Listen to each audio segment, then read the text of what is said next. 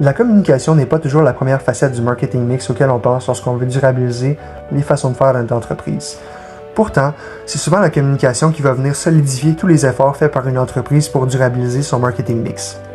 D'une part, par ses efforts communicationnels, il faut qu'une entreprise vienne parler de ses pratiques durables afin d'à la fois convaincre et d'informer les consommateurs.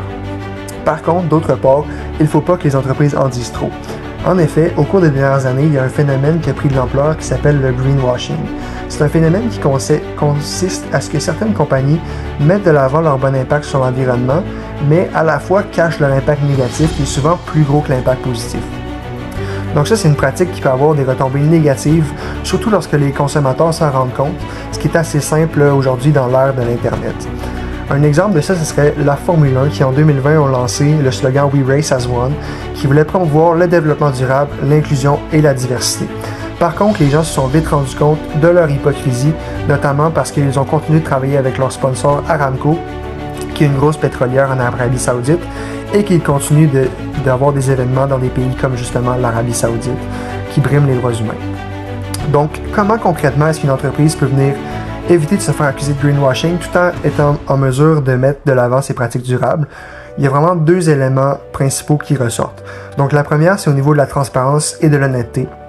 Donc, une compagnie ne doit pas s'auto-proclamer comme étant des champions de l'environnement. Ils doivent vraiment rester dans l'information concrète, donc dire ce qu'ils font concrètement pour l'environnement, sans venir cacher leurs défauts non plus. Le deuxième élément, c'est au niveau des outils de communication. Donc, une organisation devrait vraiment bien choisir ses outils de communication de façon à choisir des alternatives moins polluantes lorsque possible. Donc, par exemple, il y a des études qui ont été faites au Royaume-Uni qui disent que des panneaux numériques dans les arrêts de bus avec des annonces vont polluer généralement 4 fois plus que la maison moyenne.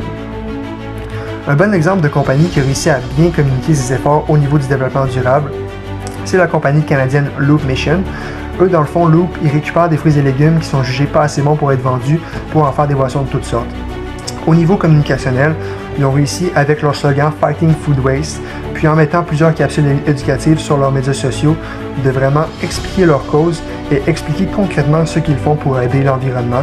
Donc ça va aider à la fois à informer et à convaincre les consommateurs sur leur compagnie et leurs produits. Au final, pour un marketeur, ce qu'il faut vraiment retenir, c'est que le développement durable, c'est pas juste une tendance de communication. Donc les marketeurs doivent vraiment venir utiliser le développement durable pour faire part des progrès de l'entreprise, mais pas juste pour faire un buzz marketing, surtout si le développement durable n'est pas une partie vraiment importante du marketing mix de l'entreprise.